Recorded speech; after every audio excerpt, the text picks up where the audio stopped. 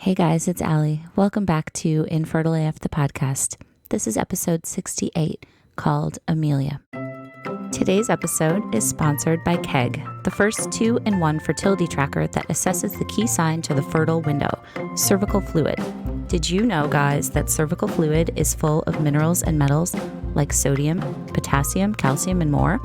These elements make up the electrolyte structure of the cervical fluid, which changes throughout the cycle. It's essentially what KEG tests for in the vaginal environment with its advanced sensing technology. That's how KEG can provide an earlier cue to your fertile window compared to devices monitoring secondary signs like temperature and luteinizing hormone levels. Besides being able to track your unique cycle in real time, KEG doubles as a Kegel exercise ball, guys. That way you can exercise your pelvic floor while receiving data about your cycles, all in 2 minutes every day. Talk about multitasking. So 3 years ago, when Kristina Kohachova realized she and all women alike deserve a better solution to getting objective data about their bodies, she gathered a team of clinicians and engineers to create KEG. So KEG is body safe and FDA registered medical device that's even suitable for those experiencing irregular cycles. So go to keg.tech. So it's www.kegg.tech and use the promo code InfertileAF to get $20 off your fertility tracker. Thanks, KEG. You guys, before we get into today's episode, I wanted to tell you about this podcast I found that I'm obsessed with. It's called Housewives of True Crime, and it's hosted by Tabitha and Gretchen, these two friends who are hilarious. Their rapport is just the best. And they talk about how they like wine, true crime, and In Bed by 9. So they're both moms. They like to drink, and they're fascinated with these true crime stories. Like, they recently did an episode on Scott Peterson. It was a 2-parter. Remember Scott and Lacey Peterson, that whole saga?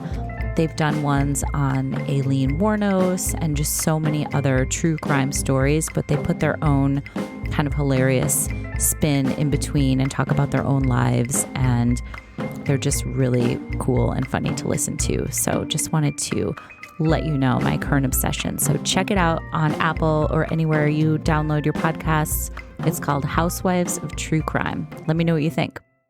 So before we get going, I just wanted to remind you guys, in case you didn't know, that Fertility Rally, the content hub and community that we launched on June 1st, is now live and available for membership. So definitely go check it out.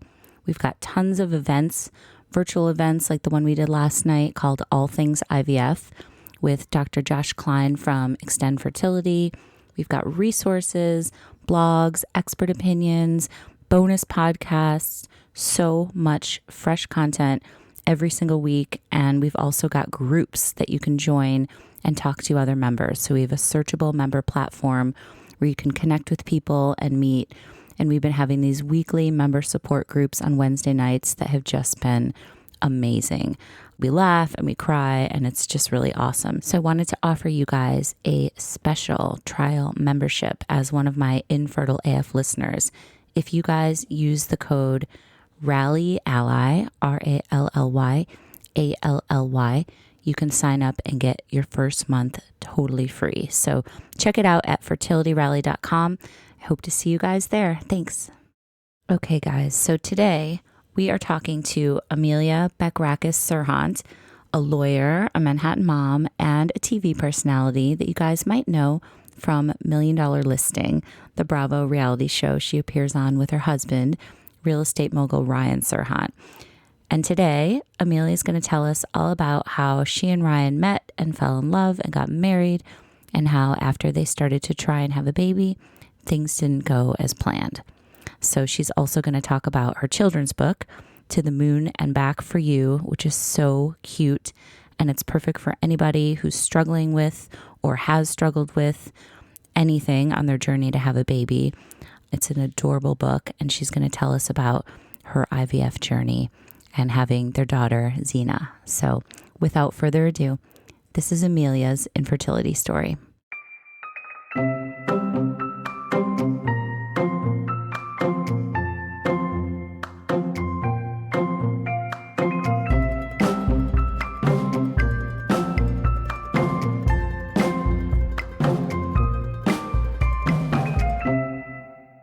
Hi, Emilia. How are you? I'm great. How are you? Good. You are in the queue. The quarantine is the queue, as we're calling it in Manhattan. So I know you've got your little daughter, and it's kind of tricky these days, right? Yes, especially since she's discovered that she can climb Right. everything, pull at everything, and she loves electric sockets. Oh, That's no. the fun part. And she now knows how to remove baby proofing. So Oh, really hard. that's a Yeah. tricky phase. Yes, Yeah. exactly.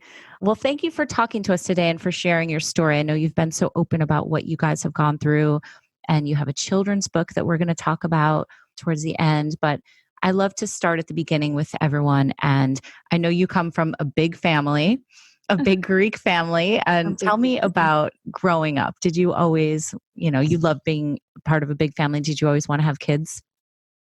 Yeah, I think I always knew that I wanted a family, a big family.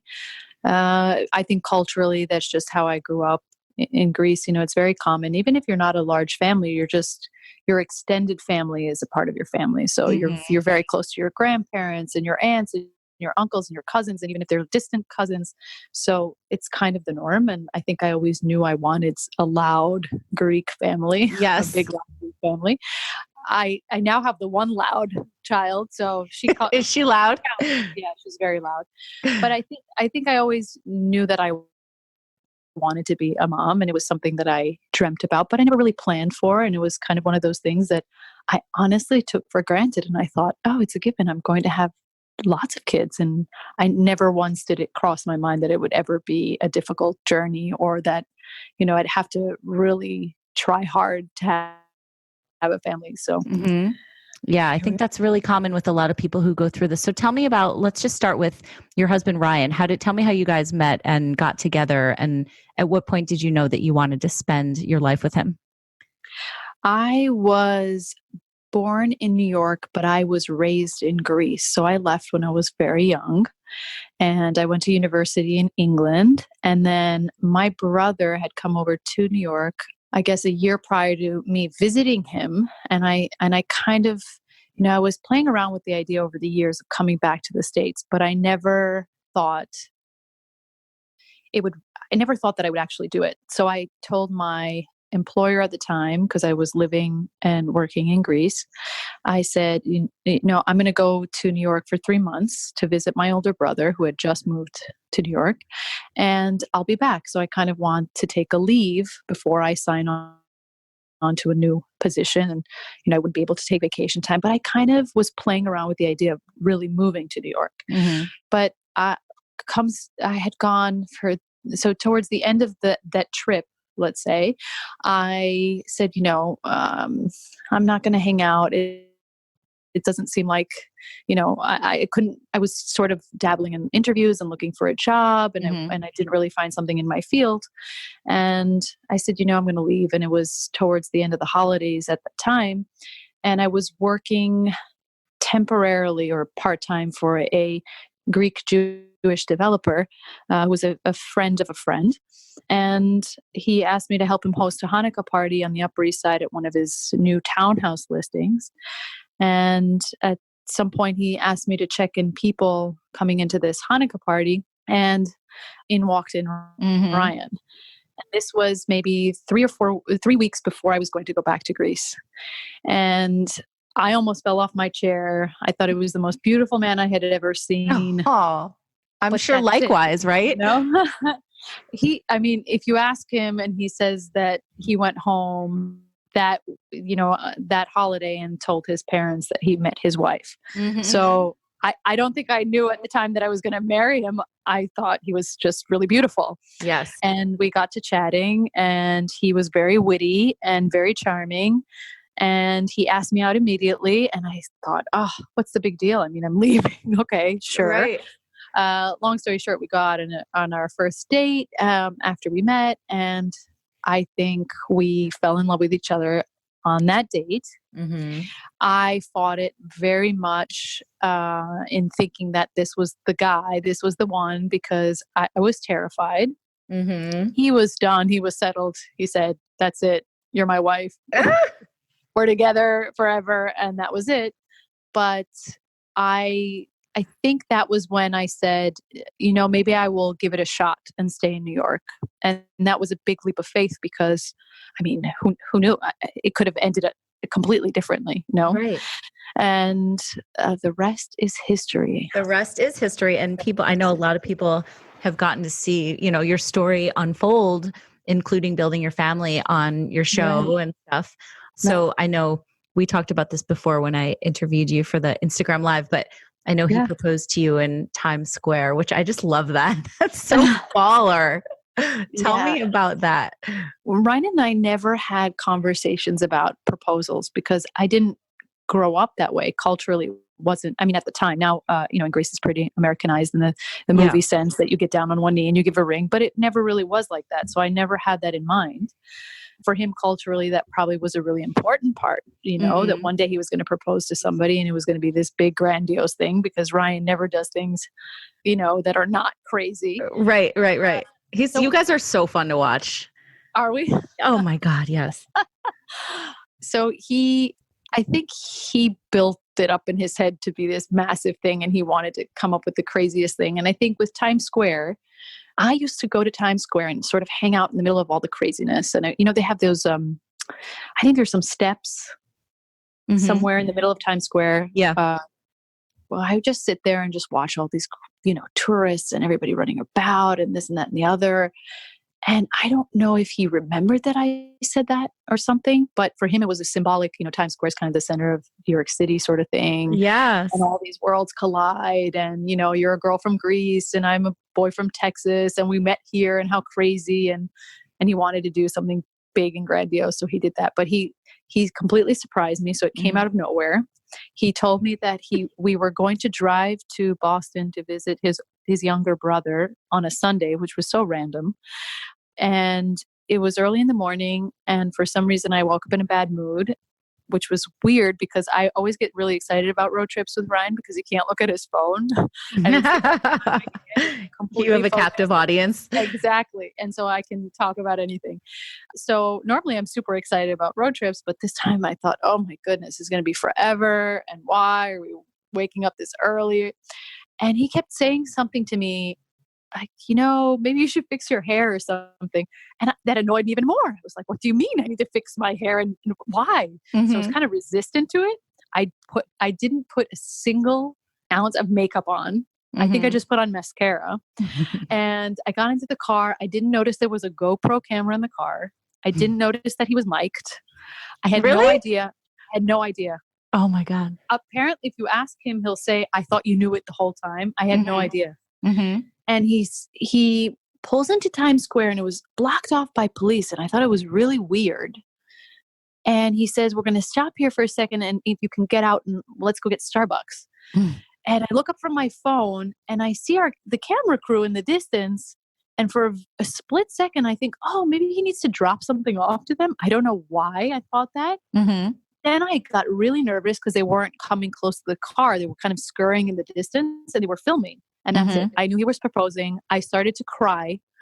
And I kept saying, no. Why are you doing this to me? It didn't air that part, but I kept saying, why are you doing this to me? Why are you doing this to me? What did you mean? Like, why are you doing it like on such a public stage?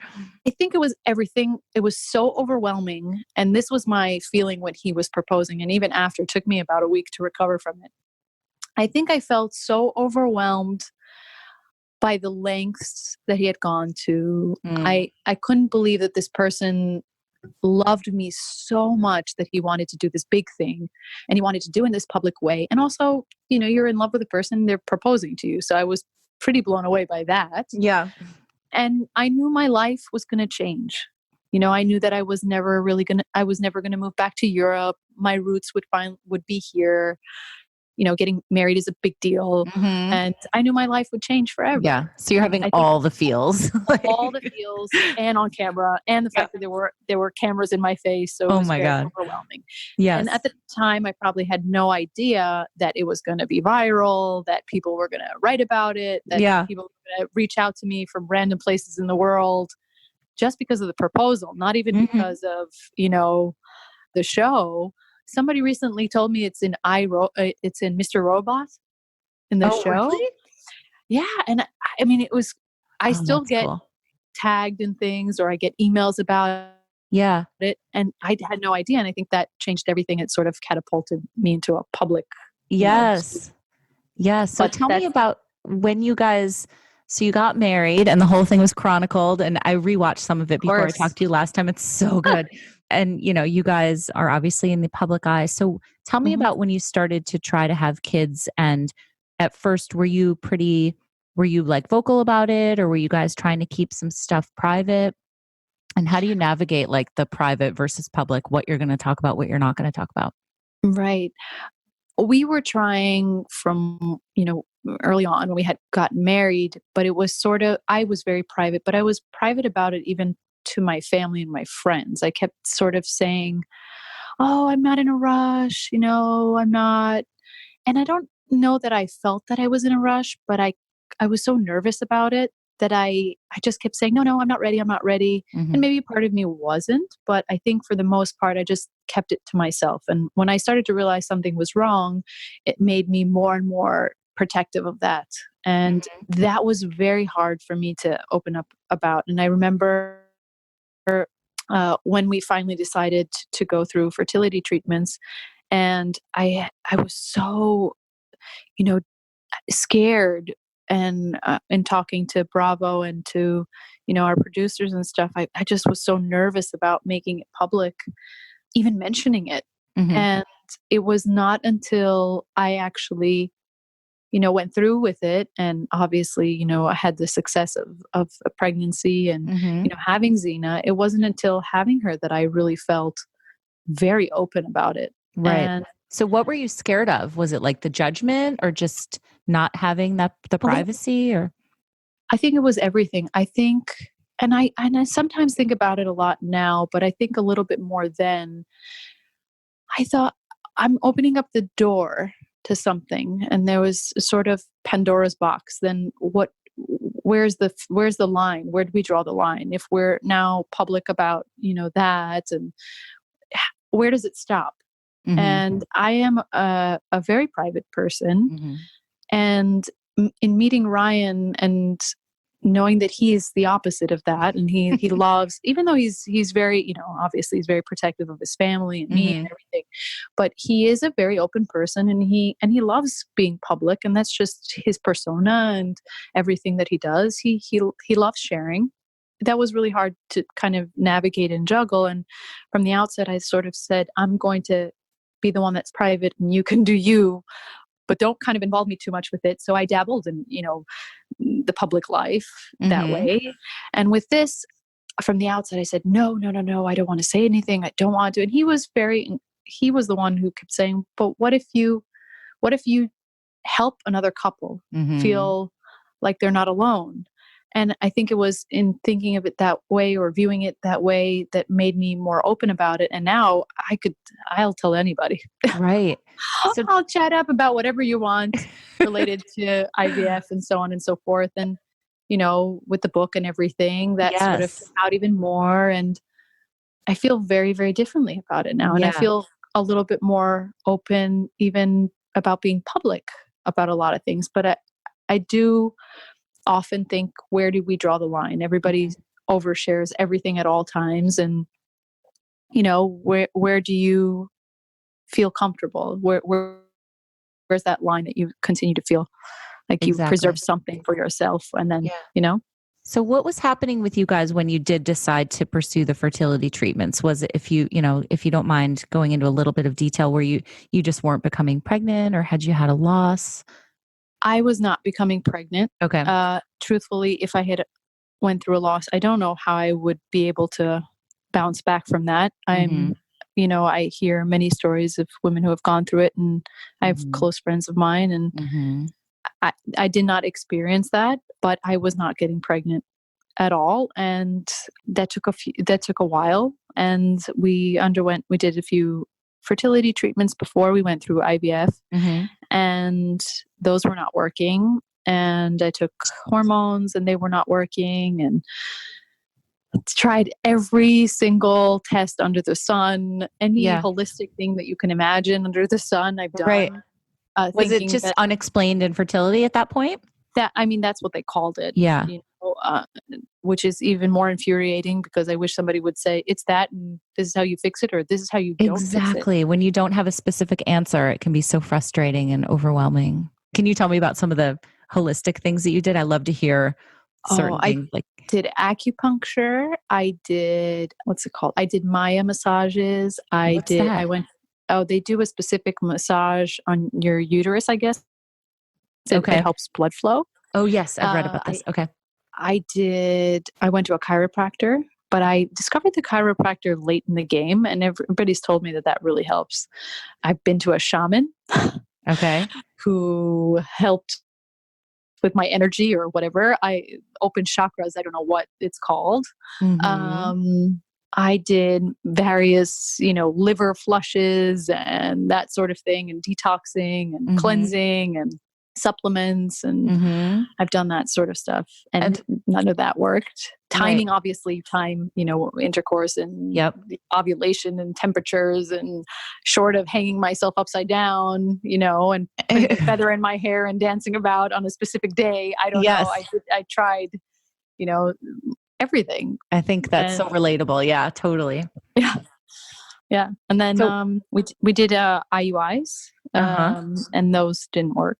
Okay. We did both with hormones and without. And then it came time where I went to the doctor and asked, all right, what's next? And I had changed a couple of reproductive endocrinologists at that time. And then the next step was IVF. And so what was it?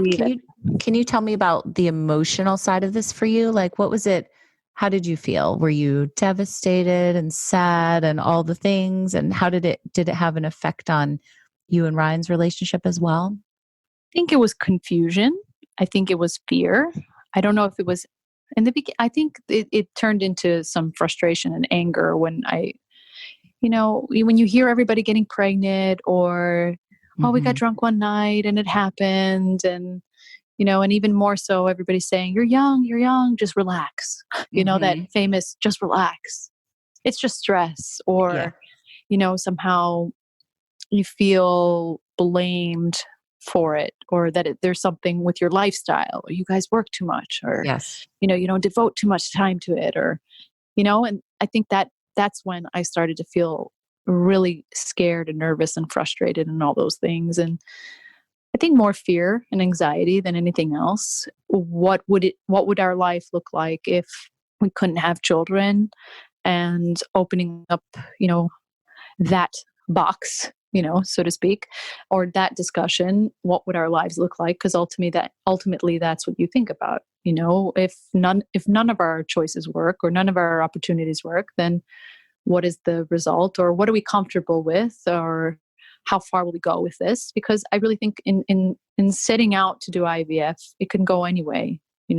We happen to be extremely fortunate that our one embryo worked, but that's not for everyone. And that's not to say that it would happen again, or that it couldn't take years. And so when you set out for it, you don't necessarily go into it thinking, oh, this is going to be a walk in the park. We very early on had a conversation about it could go really bad, and it could take years. It could take multiple rounds, and maybe it won't work. And what are we comfortable with, and what are we not? So I think it was fear, ultimately, fear of all those unknowns.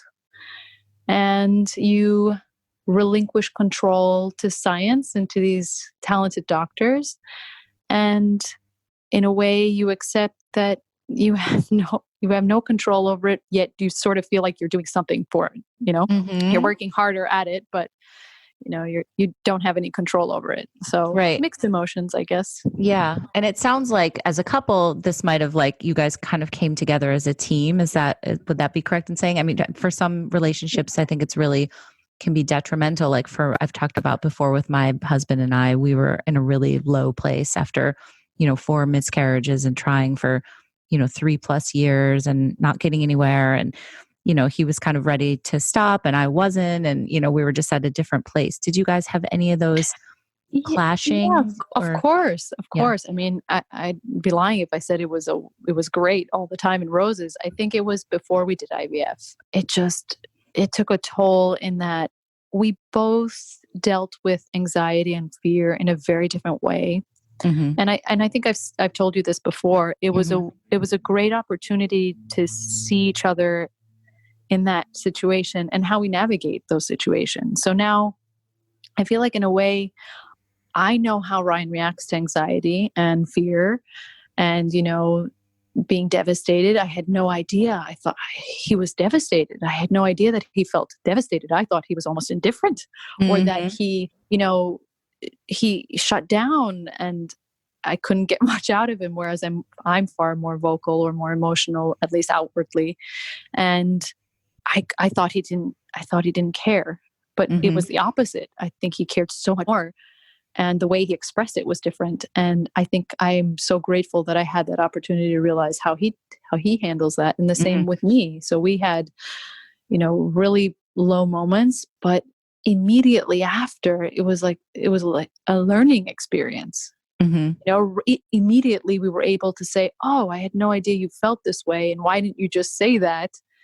And I think through the process of that, just, it helped so much. And of course we had, those bad moments. And when we went into IVF, I think it saved everything. I think it made such a massive difference because we're very goal-oriented people. And I think we also felt like we were moving towards something. Right. Because you had a plan, right? Right. And whether it was going to work or not. And I think at that point, we had a very frank conversation that was, are you all in or you're all out? We might go down a road that this might take years and years. And I need to know, are you in it or are you going to change your mind? I mean, nobody can really predict, but right. I mean, it's a promise, right? You sort of the same way when you get married, you promise to your spouse forever. I mean, you kind of have to say it's going to be really hard and there's going to be tough days. Are you ready for the tough days? Absolutely. And we had that conversation and it was from that point on, everything changed. Yeah. I feel even before Zena, it was just, he was there for every appointment. He was, so involved and so excited about it and so positive and had such great sense of humor about it. And there was, I think if you remember this, when you go through where you have your calls and they say how many embryos, how many eggs, and this, that, and the other. And, the numbers weren't there. And I was devastated and I was so nervous and I was so scared. He just was so positive. He was so positive and added so much humor to it that I felt, it made such a massive difference. And so remind me, oh, I'm sorry. Go ahead. Oh, how many times we did it? Yes. Is that what you were going to ask? Yeah. We went through one cycle of IVF. We were extremely lucky. My doctor kept pressing me to do a fresh embryo transfer because he said he has one embryo and he doesn't want to risk testing. And so we should just go ahead and do it. And we did the transfer. So on the transfer day, all I had was Zena. And I think they were looking at the other ones. There were just a few. I honestly don't even remember how they were, like 2 or 3. And they weren't good. And this was my shot. At least this was my only chance of this happening in this cycle. Yeah. Did they give you like a percentage or anything? No, my doctor was such a stickler for that. He would not give me a percentage. He just wouldn't divulge anything. He said, this is what we have and this is what we're going to deal with. I kept asking, so what are the odds? And what are we going to do? And what happens? And then, so if I do another cycle, what are the odds? I just was so obsessed with numbers. Yeah. Because I wanted to increase my chances. And the chances were so low at that point. But even then, I went in feeling okay, it is what it is, and I'll figure it out on the other side of it. And she just happened to take. So amazing. That same thing happened to me. I had one embryo, one shot, and I got lucky like you did. It's very rare. We're so lucky. And the more people I talk to that go through, round after round, and it's just, I knew I was lucky, but I didn't realize how small of a chance of it taking. So I know that same feeling. So Tell me about when you found out that you were pregnant. How did you get the news, and how did you guys react to that? With IVF, you were scheduled to do a blood test regardless, so that they can confirm or tell you didn't take.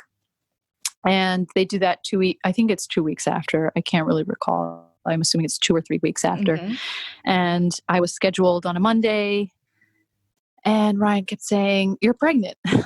I said, "No way, Ryan, please. I'm getting my period. I am not pregnant. Stop. Don't get my hopes up high." He said, "No, you are." I said, "What makes you think that?" He said, You're eating burgers. You never eat meat. You are definitely pregnant, and this child is a boy, and he's a caveman. I don't know why, but we were convinced." Oh my God. When I found out I was pregnant, I said, "Oh, he's a boy. He just has a crazy appetite." But which is not how science works, but for humor. Right. Yeah.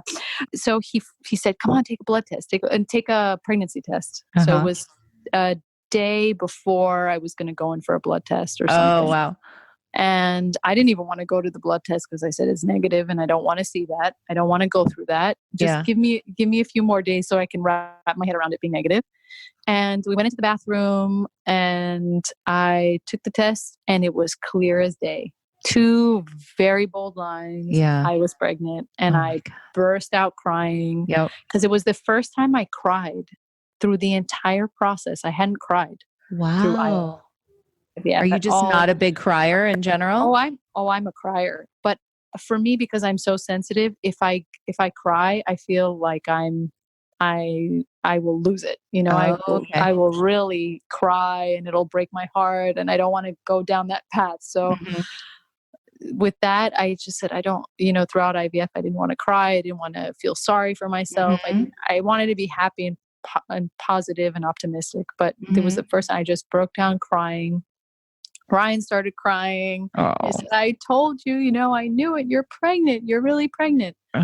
And, after that, your IVF doctor doesn't release you to your OBGYN until you're at least 8 weeks. So he told me very early on, it's not a real pregnancy yet. It worked, but let's see, he didn't want it to get our hopes up high. So I very much took it that way. I said, okay, but all right, maybe it worked. And we didn't tell our families. Okay. We kept it for a while and until I was released to the OBGYN. And that's when I told just our parents. We didn't even tell our siblings. And then from that point on, I was not public about it until I gave birth. I was just very scared and, superstitious and wanted to protect it. And yeah. So I know you had told me before, and if you don't mind telling me again, because I thought this was interesting, going to the appointments as somebody in the public eye, I think you'd mentioned that sometimes people would kind of recognize you in the waiting room, or tell me about that. What was that like? I mean, even before IVF, when I was going for appointments, people notice you, they know you, and some people will say something, some people won't, but that they know you because they're looking, they're talking, they're chatting somehow. Did you ever get the thing where someone holds up their phone and takes a picture, but pretends like they're I've had that. Yeah, I've had that. I mean, and I don't consider I think I've said this before. I don't consider myself a celebrity or anything by any means, but somebody somebody recognizable, right? I've seen that happen, and it's very strange. Yes, I can imagine. And so I think because I was very private about it, I didn't know whether it would become something or people would talk about it. And I think more than anything, I was so nervous about jinxing it. And I know that's a weird, magical way of thinking, but it's a very Greek thing. Yeah. And I didn't want to put it out there, even that I was trying that way. And I think for Ryan, it was harder. I guess guys deal with it differently, At this point, as women, especially after birth, you don't care about anything anymore. You can walk around naked and it doesn't mean anything to you anymore. Exactly. The way it used to. So I don't think I think I was more nervous about somebody jinxing it for us. And then for him, I felt that, his private life was a little bit more out there. And I think that might have, got to us.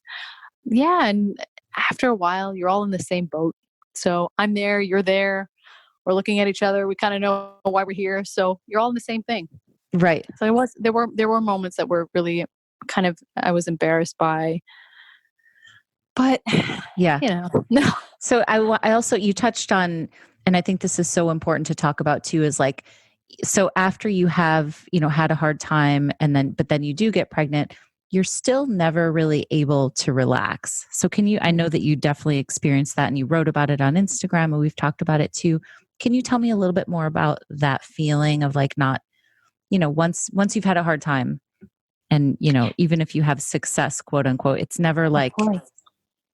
Yeah, I mean, I had a very, I'm going to say traumatic pregnancy because it was. Mhm. I very early on had a hemorrhage, and I thought it was miscarrying. Mhm. And I was diagnosed with toxoplasmosis, which is a parasite that can, Yeah. basically you can lose your child, Yeah. or your child can be born with blindness or die after, or it could be stillborn, and all these sort of horrible things. Mhm. So throughout my pregnancy, I was very scared, and I almost felt that the IVF worked, and you know, I hadn't paid my dues somehow, which is crazy to think, Mhm. and that I didn't deserve it, and I knew it was too good to be true, and I'm going to lose this baby.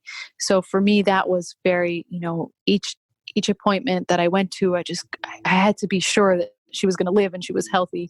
So that was tacked onto this. You feel scared. Mhm. It's not done with IVF. For me, the journey didn't stop suddenly when I was pregnant. It felt a continuous journey until she was out, until I held her in my arms, until some doctor looked at me and said, she's fine. Right. So I very much felt that it wasn't over. And Yeah. especially when you've experienced, especially I'm sure in your case where you have loss, you Mhm. never really, you're not sure. You're always scared. And Right. especially as a new mom, you're constantly checking to see if they're breathing. Of You know, course. it's just how I still feel that some I days. think you said it best in one of your Instagram posts. You said, I talk to you every single day for 41 long weeks, begging you Yeah, to stick. absolutely. I thought Absolutely. that was Every really day, well said. every night, I would rub my belly and I'd say, stick, baby, stick. Stick, I baby, just got the stick. chills. Yeah. And then when she was 41 weeks and she was past due, I could sing, okay, baby, time to come out, time to come out. Right. Oh, it's so sweet. I'm so happy for you guys that it Okay. did work and that you have Zena, who's so adorable. Can you tell me about the children's book that you wrote that came out of this experience? Because it's so awesome, and I'm going to post about it and Aw, put it all up. Yeah.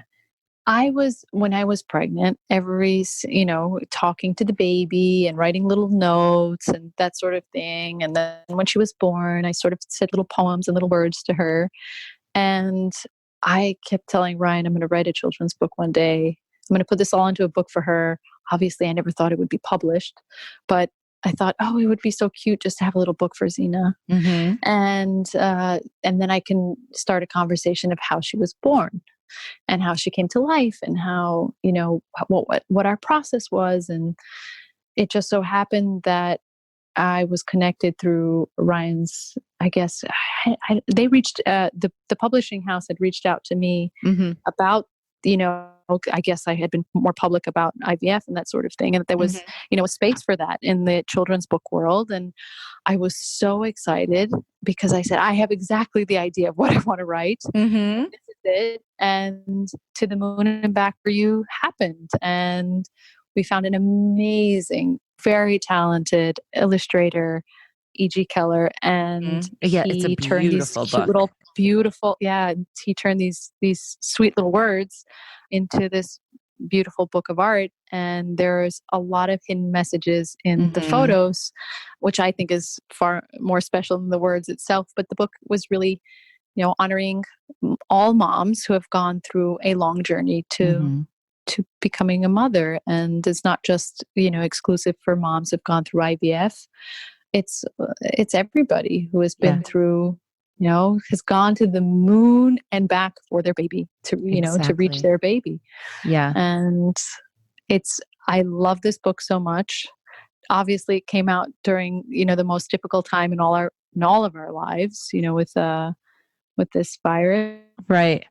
So I haven't been very vocal about it because I wanted to respect, what everybody else is going through during this time. So I haven't really talked a lot about it, but it is the most amazing book ever, and I'm obsessed with it. And at least Zena has this beautiful book, and I hope other moms will read it to their miracle babies.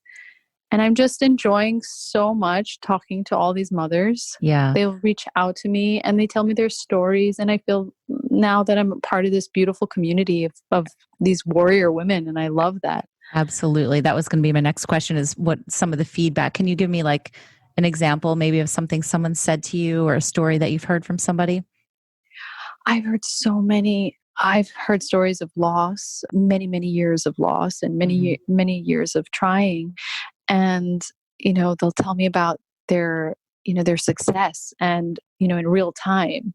And I love hearing that, because I feel like I'm there for them, and I feel like I'm a part of them. And honestly, I hope whoever's listening to this will know I cry when I read these messages or when I read these stories. And I may not say that because I think that maybe they won't believe me. But I will sit there at night and I will read these stories, and I will read this. And when a woman tells me she's finally pregnant, I cry. And Ryan thinks I'm nuts in the middle of the night crying, reading these stories. But I really feel so connected, and I'm so happy when I hear that.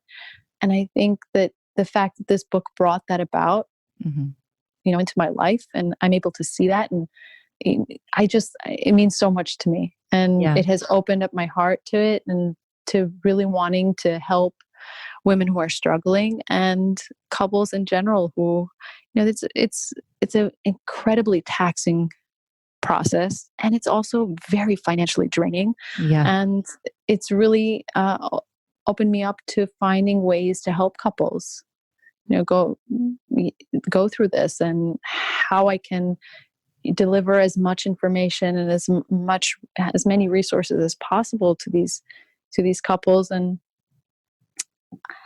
every day, today I just opened up one of my messages, and a woman who had been trying for many years, and she finally decided to do donor eggs, and she's waiting for her baby boy to come.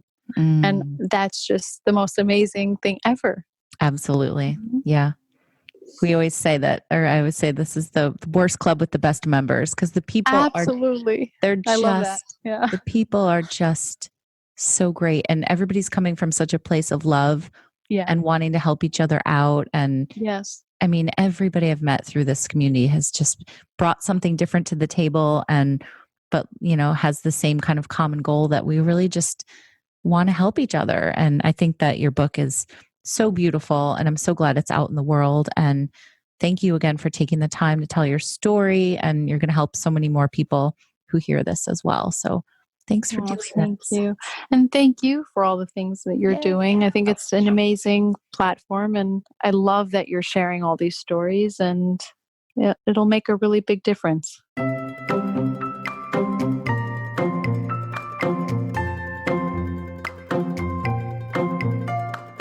Okay, guys, so thank you so much for listening to my conversation with Emilia. And Emilia, thank you so much for sharing your life with us and for telling your story with so much honesty. Definitely check out her book, guys. And also, if you love this podcast, I really appreciate it. And I would also appreciate if you went to Apple and wrote a review and a rating, because that really helps us get noticed and spread the word. And one more thing, please check out fertilityrally.com if you haven't already. So lots of plugs here at the end, but you guys get it. Every day you got to hustle. I really appreciate it. And I will talk to you guys next time. Thanks. Bye.